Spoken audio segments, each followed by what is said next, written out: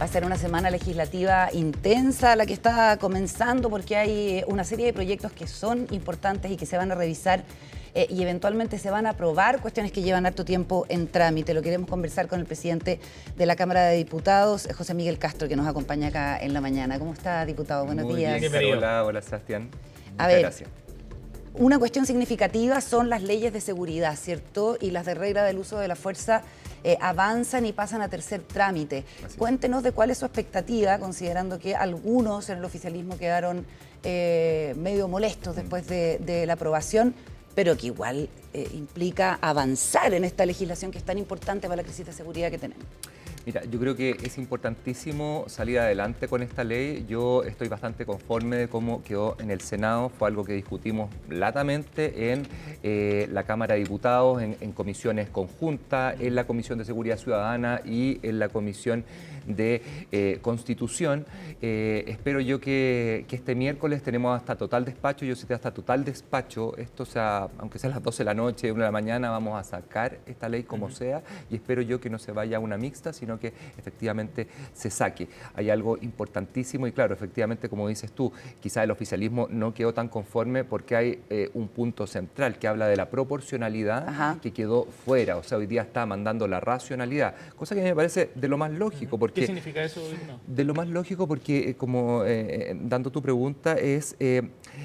La racionalidad se refiere a que no sé, el policía, la persona que está ocupando la fuerza, la ocupe racionalmente. O sea, si tiene un bastón, lo ocupe cuando hay que ocuparlo y ocupe la pistola cuando hay que ocupar la pistola.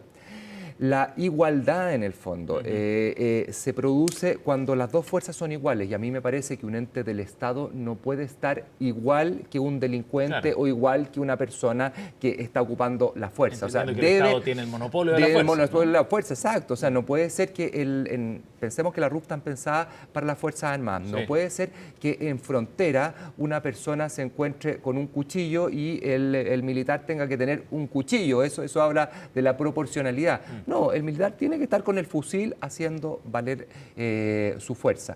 Ahora, yo quiero incluir algo. Hay un proyecto que está trabado que es sumamente necesario para esto, que es el incluir como delito el ingreso clandestino a nuestro país. Eso está parado en el Senado. Yo he conversado con el senador Osandón para que lo saque. ¿Por qué? Porque podemos tener muchas reglas del uso de la fuerza, pero si no es considerado un delito, ¿cuál es el problema que tenemos? Que arriba no se puede ni detener, ni reconducir, ni siquiera registrar a una persona que entra por un paso no habilitado. Ni siquiera registrar. La gran importancia que tiene este proyecto de la regla de uso de la fuerza tiene que ver también con el rol de las Fuerzas Armadas, ¿no? Totalmente. O sea, la posibilidad de habilitarlos para el resguardo de infraestructura crítica, por ejemplo, dependía en gran medida de esto. ¿Qué efectos va a tener entonces desde el punto de vista práctico y operativo la aprobación de este reglamento? Para mí es bien parecido a la ley Nain Retamal, o sea, que salgan con espaldas sintiéndose seguros de que las acciones que van a hacer, si son racionales, si son lógicas, las van a poder realizar sin problema, sin miedo a que el día de mañana sean detenidos y pasados a fiscalía. O sea, primero que todo, las espaldas para que ellos puedan estar. Número 2, nos da estar muy parecido a otras Fuerzas Armadas en otros países, o sea, darle un uso racional, un uso escalonado de la fuerza. De esa forma vamos a tener lo que siempre reclaman los militares, qué sé yo, la Fuerza Aérea, las distintas fuerzas nos reclaman y dicen, nosotros no tenemos protocolos porque no hemos sido especializados en esto. Y obviamente estas reglas de uso de la fuerza conllevan también el que se puedan especializar en esto y poder actuar en situaciones a lo que normalmente no están acostumbrados. ¿Usted no le haría tantos cambios al proyecto como viene del Senado? Yo lo aprobaría textual. Pero es probable que haya harto debate, así que sí, va a haber mucho debate. La discusión del miércoles puede ser larga y puede ser muy larga. ¿Y qué le parece el hecho de que la justicia militar juzgue a los uniformados que eventualmente cometan una ilegalidad precisamente en el uso de la fuerza? Que es algo que el gobierno no apoya, dice que tienen que ser juzgados por tribunales civiles, al igual que algunos senadores opositores, oficialistas, perdón. A mí es de lo más correcto, o sea, se les juzga a ellos no solamente en eso, sino que muchas otras acciones que ellos cometen estando no de franco, sino que estando con su uniforme, y a mí me parece correcto que sea un tribunal que normalmente es mucho más estricto que los tribunales de justicia civil. A mí me parece correcto que sea a través de un tribunal militar. que sea a través de la justicia Sí, militar. totalmente. Y Por eso le digo yo que creo que viene bien armadito el proyecto, si viene armado. Y fueron cosas que se discutieron mucho en la Cámara de Diputados y yo creo que se pudieron solucionar en el Senado. Ahora, eso no implica que se vaya una mixta. Y lo que pasa en las mixtas, para que la gente que nos escucha sepa, es que no se arregla todo, sino que los puntos que hubo discusión, en aquellos puntos que no se llegó a acuerdo, claro, diferencia, entre las cámaras. eso es lo que se puede acordar. Modificar. ¿Quiénes van? Van 5 senadores, 5 diputados y quien dirime al final es el presidente de la comisión, si hay empate, que es generalmente un senador. Oiga, y respecto de la letalidad en la defensa de la infraestructura crítica, que fue otro de los puntos, porque se le va a permitir, según la ley, a las policías y efectivos de las Fuerzas Armadas usar fuerza letal para evitar daños graves e inminentes a infraestructuras como hospitales, torres de alta tensión, generadoras de energía, medios de transporte. Los críticos dicen que esto es como gatillo fácil, como carta blanca para, digamos, usar fuerza letal, básicamente a disparar a matar. Yo, primero que todo, yo confío en el criterio. Pueden haber situaciones, obviamente, más complicadas que otras, pero yo confío en el criterio, número uno. Segundo, se decía exactamente lo mismo de la ley Nain Retamal, se le decía el gatillo fácil.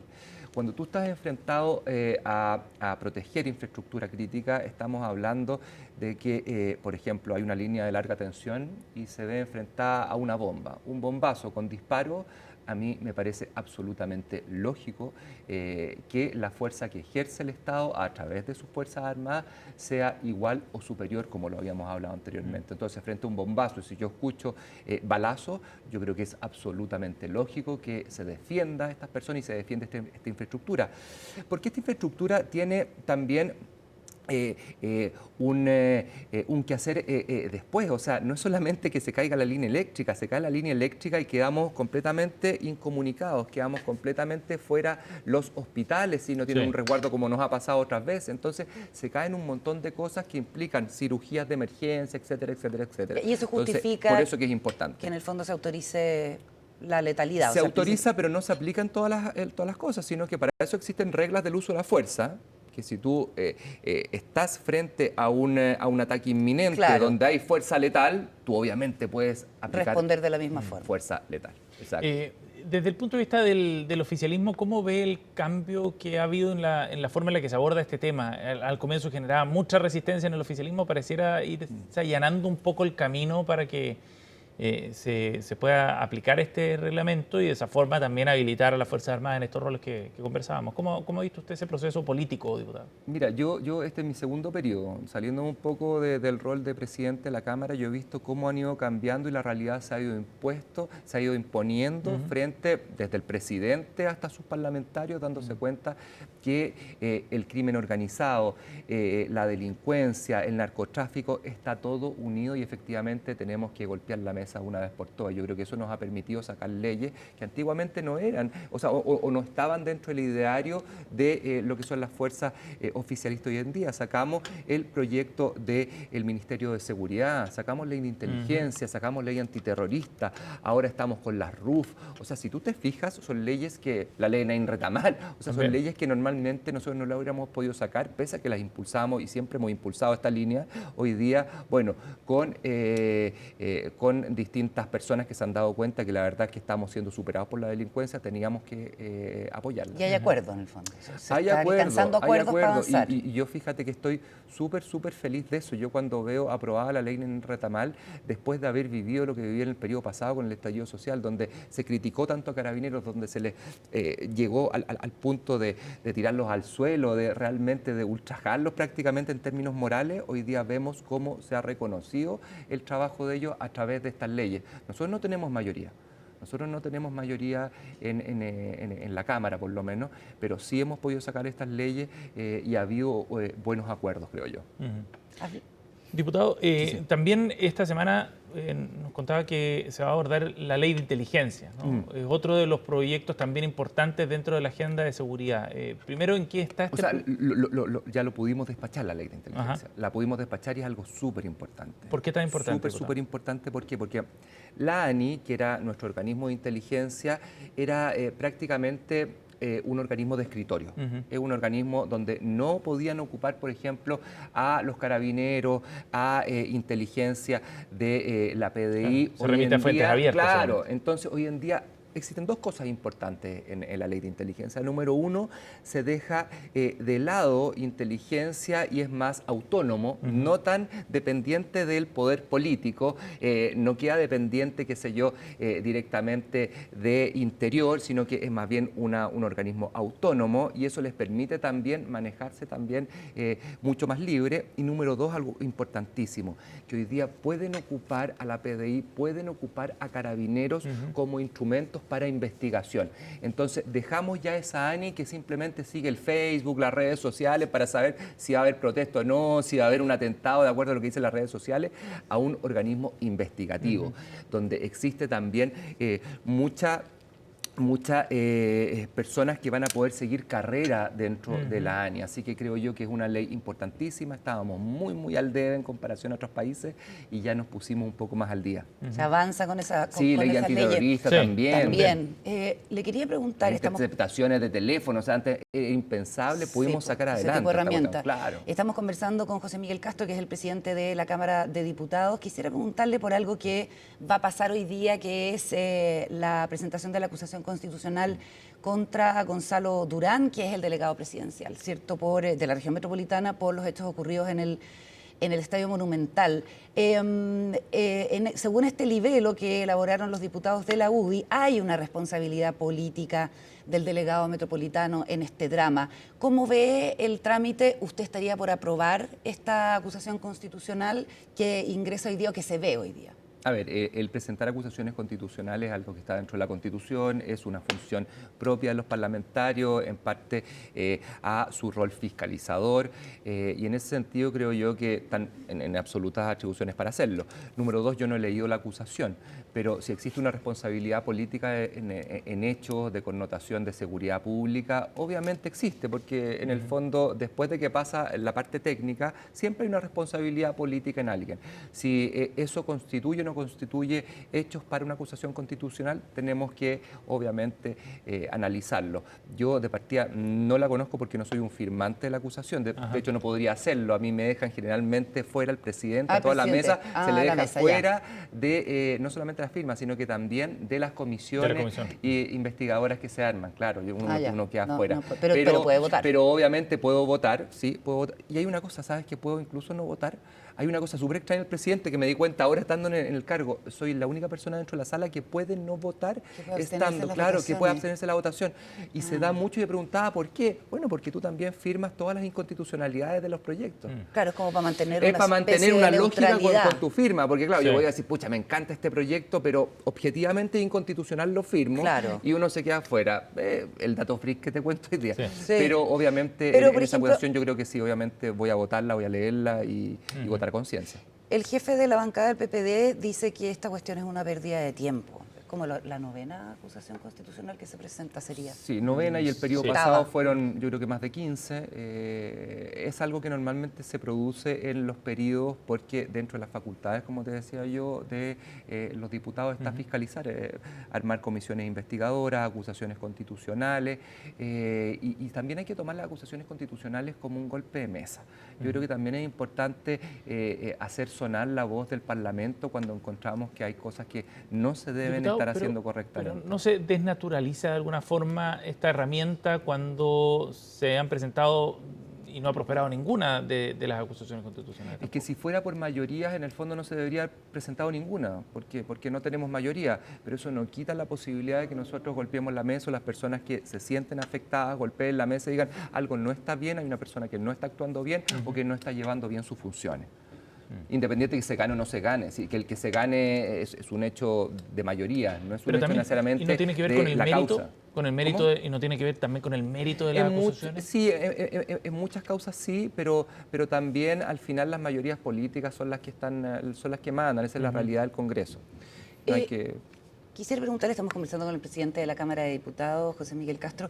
Bueno, ya vamos a hablar de la mesa, qué va a pasar con la mesa, si renuncian o no los vicepresidentes, en fin, porque recordemos que fue bien Bullado, acontecida la elección de la nueva mesa y usted termina ganando por tómbola, digamos. Así es. Quisiera preguntarle, porque si no me equivoco, son 4 los diputados que están en carrera presidencial, ¿cierto? Sí. Kaiser, Mulet, Winter y ahora Francesca Muñoz. Sí, yo me he juntado con ellos también. Eso le iba a preguntar, ¿cómo ve usted qué sería lo responsable para una persona que está ejerciendo un cargo parlamentario y que está además en época de campaña? Sí, yo me he juntado con la mayoría de ellos, quizás con Francesca no, pero obviamente lo voy a hacer, pero me he juntado con cada uno de ellos, les he expresado por lo menos la tranquilidad de esta mesa que pueden llevar a cabo este querer ser presidente, esta incursión, pero lo más importante para mí es que se respeten las comisiones y el tiempo legislativo. O sea, si nosotros salimos mañana a la 1 de la mañana, yo espero que los diputados que están en campaña se queden a votar hasta la 1 de la mañana. Lo que hagan en su tiempo libre es cosa de ellos, absolutamente. Y en base a eso es que vamos a llevar una buena relación. También, si ellos quieren salir algún día, tienen la posibilidad de salir sin goce de sueldo. O sea, uno puede faltar un día al Congreso, pero sin goce de sueldo. Y eso lo pueden llevar a cabo sin ningún problema. Son contados, eso sí, son 4 días máximos que uno puede pedir y hay una facultad que se le da al presidente para entregarle otros días más, pero sin goce de sueldo. O sea, reglas claras. Reglas claras para todos y para todos iguales. Para todos iguales. Yo le he dicho a todos y cada uno, saben que yo no les voy a hacer ningún problema. Lo único que les pido es que ustedes respeten sus comisiones y respeten la ida a la sala, terminando como todos los demás parlamentarios. ¿Y cuántos días son sin goce de sueldo? ¿4? Son 4 días que ellos pueden tomar De acuerdo. durante el año y hay una facultad que tiene el presidente que si ellos la piden por alguna razón, uno les puede entregar, pero sin goce de sueldo. Ya, de No, acuerdo. no es un permiso y te doy libre. Sí, no, pero en ningún libre, caso.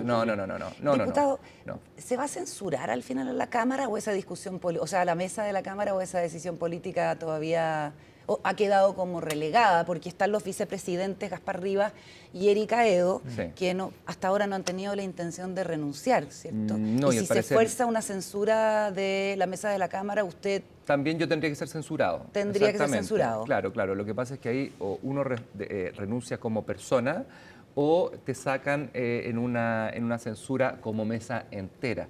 Yo creo que es algo que también se debería quizás cambiar o por lo menos conversar, se debería conversar. Pero a mí no me complica para nada el estar trabajando con ellos, lo hemos hecho de buena forma, yo tengo una muy buena relación con ellos. Obviamente, y siempre lo he dicho, a mí me encantaría tener una persona de mi partido, de mi bloque, si es una cosa natural, es obvia, pero yo puedo trabajar perfectamente en mi rol institucional con ellos y lo voy a seguir haciendo. ¿Y cómo ha sido hasta ahora? Muy bien, no hemos tenido ningún problema.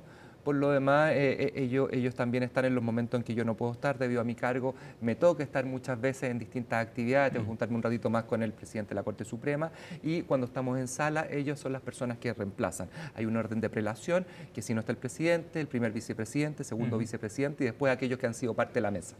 Ahora, todo esto es relevante más todavía en un año electoral, me imagino, ¿no? Estas definiciones, diputado, ¿cómo lo ve desde ese yo punto voy de a vista? seguir trabajando exactamente igual en mi rol institucional como presidente de la Cámara, independiente de mis votaciones, que son obviamente en base a lo que uno sienta, a lo que uno mira y proyecta como país, pero no tengo ningún problema en trabajar con ellos como vicepresidente, no lo hemos tenido hasta ahora y no creo que lo vayamos a tener. Al revés, ha sido una relación muy cordial, independiente que miremos distinto nomás. Diputado, ¿y cómo se coordina con el presidente del Senado, Manuel José Osandón, en ese sentido, desde el punto de vista del trabajo de las dos corporaciones en un año, como digo, electoral, donde hay mucho en juego también, ¿no? Y donde ustedes tienen un rol súper relevante por los tiempos, por las prioridades que se dan en las discusiones legislativas. Son los dos RN, Nos llevamos muy además. bien, y nos llevamos muy bien, tenemos un nexo que es la Jimena Osandón, que yo soy muy amigo de la hermana, somos muy amigos, entonces tenemos una relación muy cordial. Estaba hablando yo hace muy poquito por teléfono con él para coordinar bicamerales que van a haber, etcétera. Me tocó estar con él también recién en el funeral del Papa. Ah, ¿de veras? Ustedes están hablando hace muy poco, estaban Sí. viendo eso, me tocó estar el canciller, el presidente del Senado y yo como delegación oficial. Fue algo muy especial para Me nosotros. imagino. Yo como creyente, primero que todo, pero también un rol institucional que damos muy bien como país. O sea, el país nos faltó, el país fue con la misma delegación que había ido cuando murió el Papa anterior. Entonces, como país estamos muy presentes. Tenemos para la gente que no sepa, tenemos allá una embajada que es distinta a la embajada de Italia. Es una embajada específicamente para la Santa Sede. Estuvimos con la embajadora, estuvimos con el cónsul y la verdad es que fue un momento en que el país país estuvo exactamente igual como otros países presentando sus delegaciones oficiales. Lo último, diputado, a propósito del año electoral, ¿cómo ve la candidatura de su sector? Su candidata es Evelyn Matei, uno podría suponer después del intento de Francisco Chaguán, en fin, RN apoya a Evelyn Matei, considerando que en las encuestas ha venido subiendo José Antonio Kast y también ha habido un crecimiento de Carolina Toá. ¿Usted cree que se tiene lo necesario para ganar la elección? Yo creo que absolutamente. Me voy a salir de nuevo en mi rol institucional, guardando cierta presidencia. No voy a hacer campaña ni por unos ni por otros. Yo creo que tenemos buenos candidatos en la oposición, pero sin duda mi candidata, obviamente, pero yo estoy seguro que el día de mañana el que pase a segunda vuelta va a tener el apoyo. Eso sí yo lo he conversado, y lo he conversado con distintos candidatos. Entonces, eso va a pasar. No obviamente mi corazón, pero se ha condicionado en cosas básicas que yo creo que son muy lógicas. Cuando Kaiser, por ejemplo, dice, ¿sabes qué? Yo lo condiciono en base a que no pongamos más impuestos, a que no tengamos más ministerios. Son cosas muy lógicas que me hacen mucho sentido.